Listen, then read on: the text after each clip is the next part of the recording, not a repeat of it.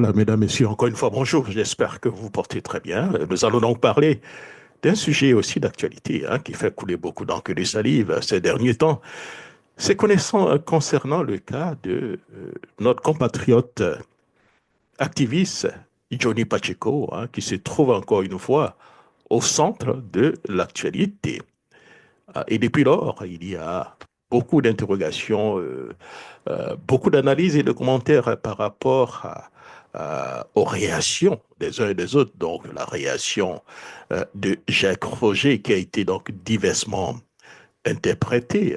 Tout dépend de l'endroit où on se trouve. Quand vous êtes du côté du parti au pouvoir, alors vous trouvez que Jacques Roger apporte son soutien tacite à Monsieur Johnny Pacheco, qui est en train de faire preuve d'hypocrisie, à lui qui critique l'attitude donc de Monsieur Arthur Bangar et de Dombia. Alors, voilà ce que nous avions dit, cher ami. Et on va essayer donc de commenter un peu cela tout à l'heure. Le titre que nous avons, c'était hier. Voilà ce que nous avons écrit. Qui veut tuer Johnny Pacheco? Aujourd'hui, l'Ivoirien Johnny Pacheco affirme être en danger et appelle à l'aide. Qu'on partage ou non ses idées, qu'on apprécie son style ou pas, il reste un compatriote ivoirien et demande protection face à une menace donc de mort. Et nous avons donc spécifié, articulé en disant, il ne s'agit pas ici de cautionner ses méthodes ou ses propos, mais de défendre un principe fondamental. L'une devrait risquer donc sa vie pour exprimer une opinion. Ainsi, je lance donc un appel à tous ceux qui peuvent donc l'aider, à ceux qui croient encore en la liberté donc d'expression, à ceux qui refusent la peur, voilà, muselle la parole au public. Soutenons-le pour ce qu'il, pas pour ce qu'il dit, mais pour qu'il puisse continuer à vivre librement. Un frère reste toujours un frère. Donc après, si vous voulez, notre point de vue, il y a eu beaucoup donc, de critiques et de commentaires parfois un peu désobligeants.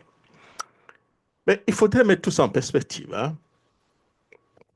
Et ce que nous avons dit, le problème en Côte d'Ivoire, ce que nous vivons, que nous constatons, les gens ne sont pas forcément certainement incultes, mais aussi il y a une très grande paresse intellectuelle. Je comprends pourquoi les politiciens réussissent toujours à tourner en bourrique ou à mener en bateau la grande majorité de la population ivoirienne qui ne lisent pas, ou bien ceux qui lisent ne savent pas lire ou ne comprennent pas ce qu'ils lisent. C'est clair. Beaucoup ne savent pas lire correctement, cher ami. Et pire encore, ils ne comprennent pas ce qu'ils lisent. Sinon, quand vous lisez entre les lignes, vous comprenez exactement ce que nous voulons dire. D'abord, cher ami, doit-on assassiner donc un Ivoirien ou bien doit-on assassiner un individu comme Johnny Pacheco parce que l'on ne partage pas son point de vue, parce qu'il aurait certainement calomnié ou diffamé quelqu'un? Et pourtant, hier, il était donc encensé par certains.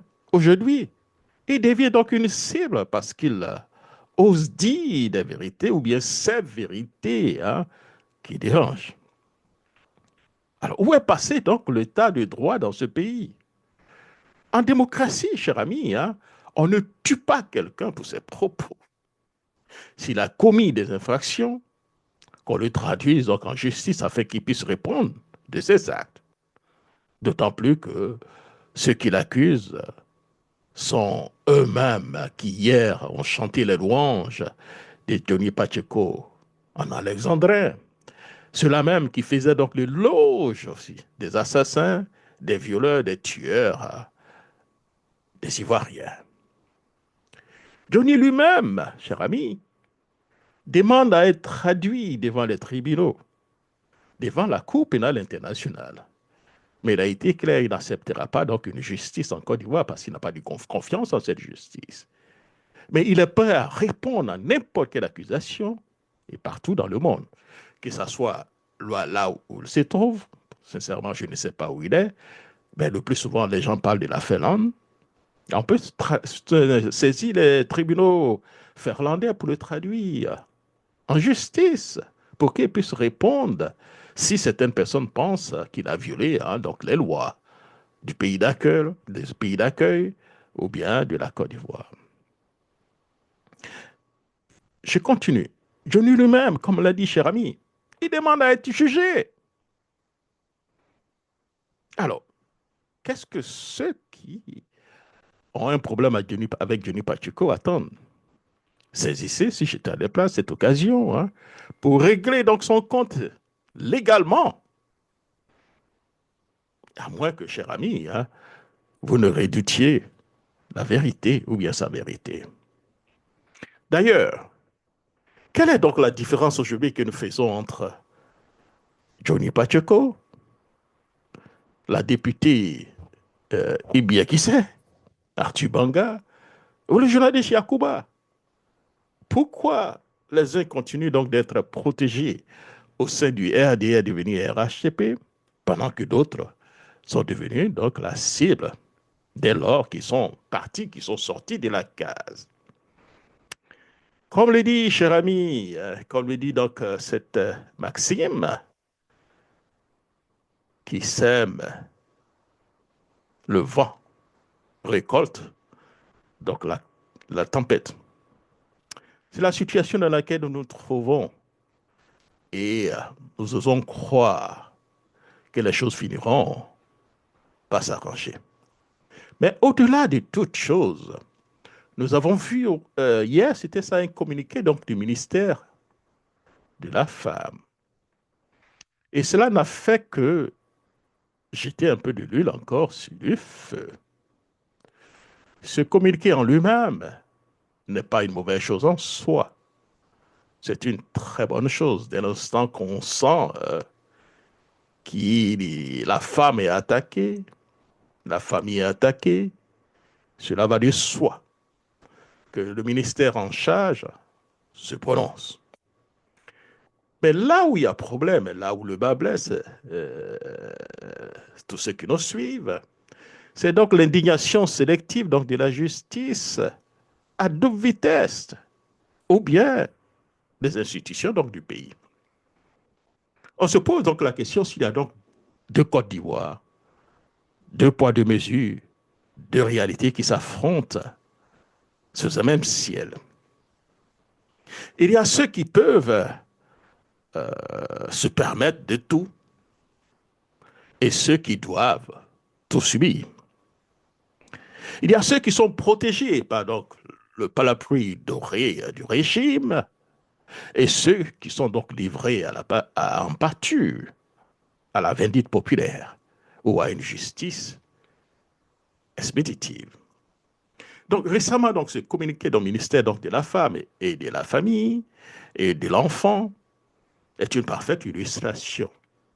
Une indignation à géométrie variable. Une réaction, j'allais dire, calibrée pour servir un agenda politique bien précis. Protéger l'image d'une élite intouchable, pendant que d'autres, dans cette même Côte d'Ivoire, subissent insultes, calomnies et lynchages sans qu'aucune voix officielle ne s'élève je vais dire, en leur défense. Je vais dire, il y a quelques instants, nous avons connu donc la période donc Ibia qui sait. Je ne sais pas si nous avons un élément de Ibia qui sait. Je penserais bien qu'on doit avoir un élément que je vais vous laisser donc vous-même écouter. Kita Koulibaly, de PDCI, Neko Kita Ibie Kise membo de la Kabri Dala, tu Kise Ndekanga Nene, Ibie Kise, c'est pas Kise Kanga qui t'a en Guinée, Ibie, toi-même tes origines sont au Mali, Ibie, non le côté Madame Traoré, Ibie Kise, membo du Ibie la fille du la Kabri Dala, ni Kanga Nene, ni Sérane le Massissa, Ibie, c'est Kanga, bordel de PDCI. Comme au RDR, il n'y a pas bordel, on ne peut pas le bordel, tu es resté au PDCI, il biait. Tu qui s'est mis PDCI, tu vas donner la caloben. Il biait, si t'as, il biait qui c'est. Il biait, ni qu'à Kanganen, il biait. Les femmes du PDCI qui sont sur Kangala, elles, leur con, mère con que vous êtes, biais. Je vous attends au tournant. Si je vous attends, vous allez regretter. Comme le dirait l'autre, sans commentaire. C'est une femme grossière. Et en plus, députée à l'Assemblée nationale, qui s'est jetée donc en spectacle. Elle a été non seulement applaudie, hein, chantée et élevée au plus haut rang des instances du RDR devenir RHTP. Alors, se demande, où étaient donc ces élans de reprobation hein, lorsque cette dame, Ibia Kissé, Arthur Banga, Doumbia, ont été entraînés, si vous voulez, hein, des immenses personnes dans la boue, insultées, humiliées. Où étaient donc ces mêmes forces? Où était donc la ministre ou bien le ministère lorsque les cyber-activistes proches donc du pouvoir s'adonnent à des campagnes d'intimidation, de dénigrement contre ceux qui osent ne pas être, dont j'allais dire, hein, donc dans la bonne grâce du régime? Pourquoi cette indignation sélective ne s'exprime pas lorsque donc les épouses de M. Henri Conan Bédier, de Laurent Gbagbo et autres étaient attaquées sur les réseaux sociaux? Faut-il en conclure que une certaine personne ont plus donc de valeur que d'autres, que l'insulte envers donc la première dame ou autre personne du RHTP est une attaque contre toute la Côte d'Ivoire ou contre toutes les femmes? Nous osons croire. Normalement, c'est ce qui devait être fait. Si le ministère, en son temps, avait pondu un communiqué, ou bien même le RHTP, avait donc pris ses distances de cette députée, nous ne serions pas en train de nous poser cette question. C'est un silence complice face aux injustices. L'indignation donc devient donc une arme politique lorsque les gouvernants choisissent avec soin les causes pour lesquelles ils s'offusquent. À Abidjan, les inégalités, j'allais dire, les inégalités donc de traitement sont donc flagrantes. C'est clair. Lorsqu'un imposant est accusé, la justice se saisit à une vitesse fulgurante. Lorsqu'un proche du pouvoir est mis en cause, l'inaction est en règle.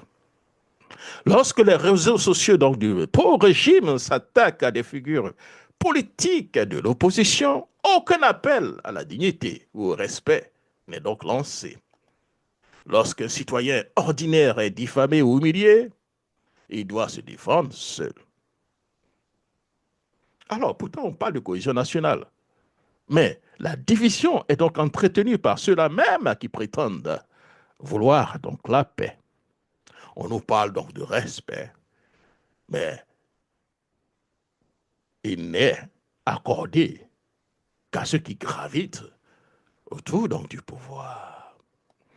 Doit-on réellement conclure qu'il y a donc deux Côte d'Ivoire, une Côte d'Ivoire est du RHCP et les autres? Oui, il y a deux Côte d'Ivoire. Celle du RDR devenue RHCP, où les puissants sont inattaquables, où la justice est une arme de répression, où les institutions servent avant tout pour défendre une caste.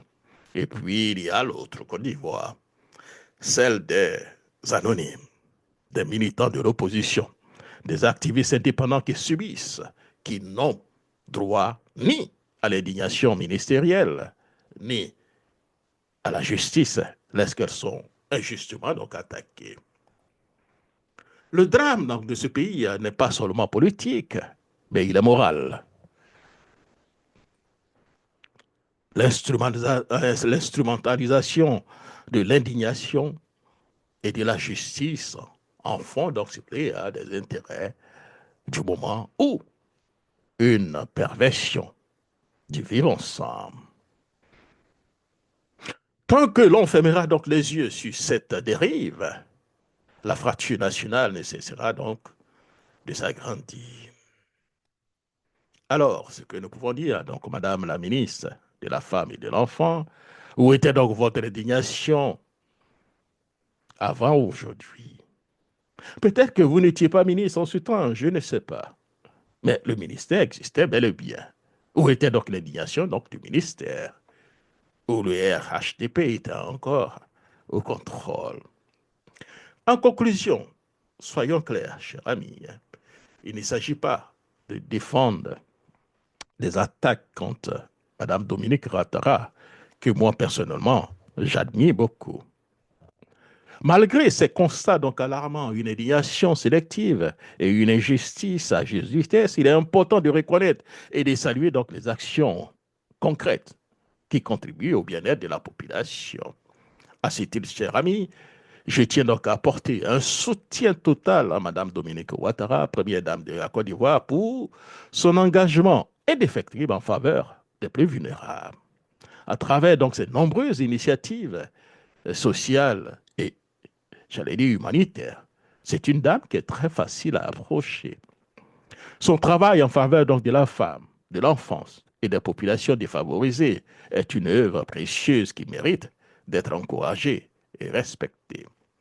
Au-delà donc des polémiques et des récupérations politiques, nous devons donc reconnaître et soutenir toutes celles ou ceux, chaque jour, œuvrent pour un avenir meilleur, indépendant des clivages partisans. C'est ainsi que nous construirons une Côte d'Ivoire véritable, unie et solidaire. C'était donc mon billet. Jacques Roger. Et j'espère qu'on aura donc la possibilité de revenir sur le deuxième segment. Ça sera donc d'ici dans quelques petites minutes.